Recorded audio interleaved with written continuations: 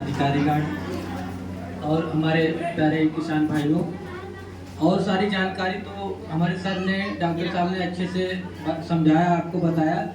मैं आपको जो कृषि यंत्र हैं, खेती किसानी में मदद आते हैं ये कृषि यंत्र, और उससे जो है खेती किसानी उसको करने में जल्दी लाभ मिल पाता है। तो कौन कौन से कृषि यंत्र हैं खेती किसानी के लिए जिसपे सरकार ने अपनी तरफ से किसानों को सहायता दी है, उसके बारे में आप लोग थोड़ा जान लीजिए। जैसे दवा छिड़कने वाली मशीन, जो पीठ वाली है, उसमें 700-750 रुपये से लेके और 650 रुपये तक सरकार किसानों को सहायता देती है अपनी तरफ।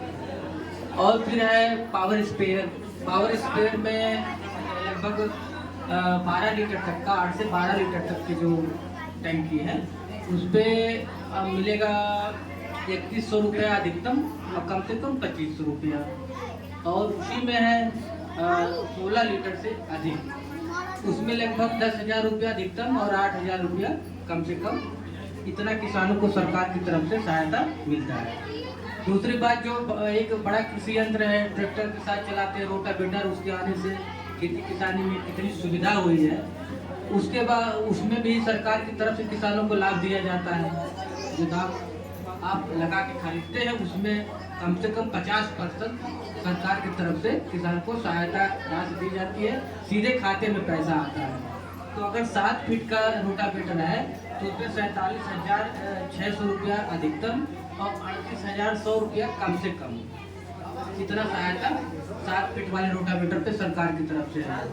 और अगर किसान 8 फीट का रोटावेटर ले रहा है तो उसमें जो है लगभग 50,400 रुपये तक सहायता सरकार की तरफ से दी जाती है किसानों को।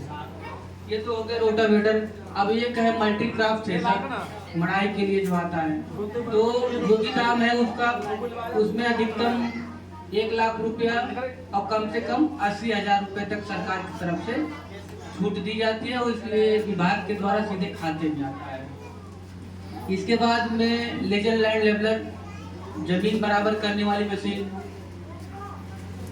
उसमें अधिकतम 2 लाख रुपया सरकार की तरफ से है छूट, और कम से कम 1,60,000 रुपया ये किसानों के लिए है। पंप सेट, आप ट्रॉली जो खेत सिंचाई के लिए उपयोग करते हैं, उसमें सरकार की तरफ से 10,000 रुपया है सहायता राशि। और ये तो हो गए। और बुआई के लिए, खेती किसानी में जो बुआई मशीन है, जिसे हम सीडिंग मशीन कहते हैं, तो सीडिंग मशीन में लगभग 20,000 रुपया अधिकतम और 16,000 रुपया कम से कम। ये तो बुआई वाली मशीन है। दूसरा, उसमें एक और मशीन है, वो खाद और बीज दोनों एक साथ खेत में बुआई में उपयोग में आती है, उसमें लगभग 28,000 रुपया अधिकतम है सरकार की तरफ। तो इतने तो लाभ आपको कृषि यंत्र जो है खेती किसानी में, उसमें सरकार किसानों को प्रदान कर रही है अपनी तरफ से। अब खेती किसानी में सिंचाई के साधन, पहले नालियों से पानी खेत तक जाता था, तो बहुत पानी इधर उधर बह जाता था और तमाम असुविधा होती थी। तो उसमें सरकार ने पीवीसी पाइप की व्यवस्था की है। पीवीसी पाइप 1 मीटर पे 50 रुपया सरकार की तरफ से छूट है, और अधिकतम एक किसान को 15,000 रुपये तक छूट दी जाती है।